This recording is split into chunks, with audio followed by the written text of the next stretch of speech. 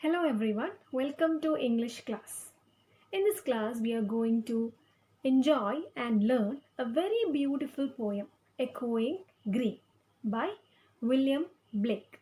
Before moving on to the poem, we shall have a short discussion about the poet William Blake.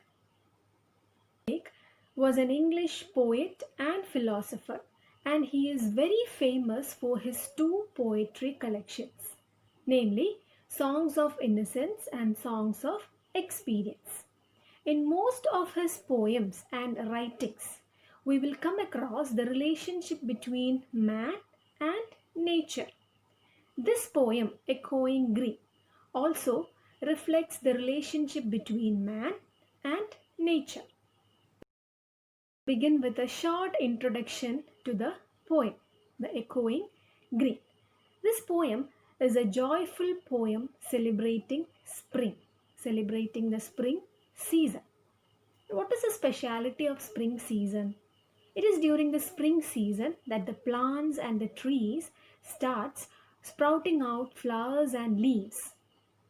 And it is also considered as the warmest season. In short, we can say spring season is a season of new beginning. And this particular poem, The Echoing Green, has been taken from collection of poetry, that is the Songs of Innocence. And it consists of 3 stanzas with 10 lines each.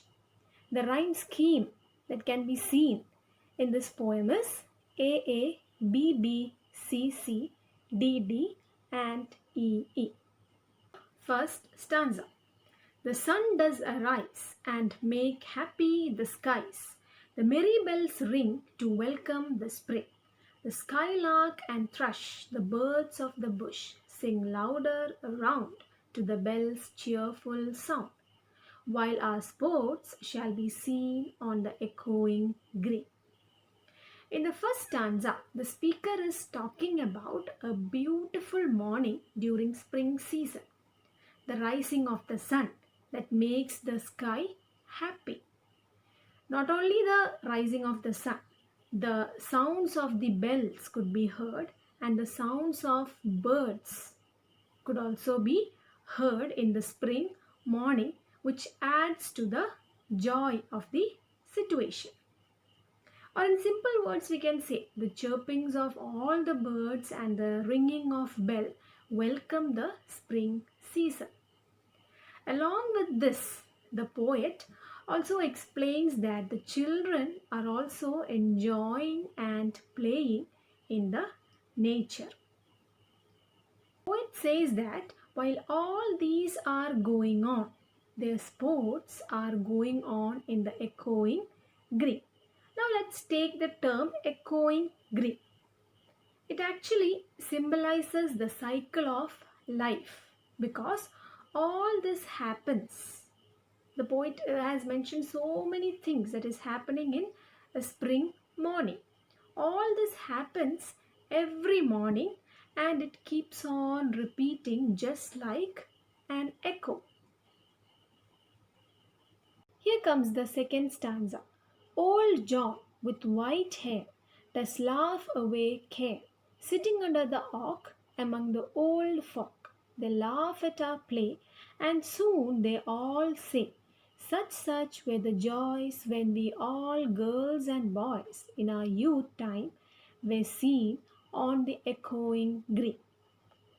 In this stanza, the poet, the speaker is telling about a group of old people. There is a group of old people sitting under the shade of oak tree, and they are looking at the children and laughing and enjoying. And the poet also says that among these people there is a man named John, and he is in a very happy mood. It seems as if he has been able to forget all his worries and is now quite relaxed and enjoying while looking at the children playing in the nature. The poet also says that this old generation is also recollecting their childhood memories. By looking at the children enjoying and playing, they are also recollecting, these old people are also recollecting their childhood memories. They recollect that they also used to enjoy like these girls and boys in their youth time on this echoing green. Here comes the third stanza or the last stanza of the poem. Till the little ones weary, no more can be merry. The sun does descend, and our sports have an end. Round the laps of their mothers, many sisters and brothers, like birds in their nest, are ready for rest. And sport no more seen on the darkening green. In this stanza, the poet is explaining that the children get tired after playing and no one can enjoy. After being tired, after getting tired, the children won't be able to enjoy the game. And it is the time when the sun is about to descend. That is, darkness is about to come. And all the children stop playing and go back to home. All the children have stopped playing and they are returning to their home just like the birds returning to their nest. And it's time for their rest as it is night now. Hence, on the darkening green, no playing of children is seen. Unlike the other two stanzas, in this stanza you can see that it ends with the term darkening green. And it simply means that it is the end of the day. During the end of the day, we can see that when the sun sets, darkness will be spreading. So the poet very beautifully symbolizing it to the darkness, the spreading of darkness, the setting of sun, which is mentioned as darkening green. Enjoyed the poem. Before concluding, let's have a very short description about this poem, The Echoing Green. It is written by the poet William Blake and it is taken from his collection of poetry, The Songs of Innocence. And just like William Blake's other works, in this poem also you can see the relationship between human and nature. This particular poem, the poet explains that the sun rises on a green field where birds sing and children are playing. And as they are playing, old John with white hair and other elderly people are sitting under the shade of oak tree and they are looking at the children. They are also enjoying and looking at the children and also recollecting their childhood memories.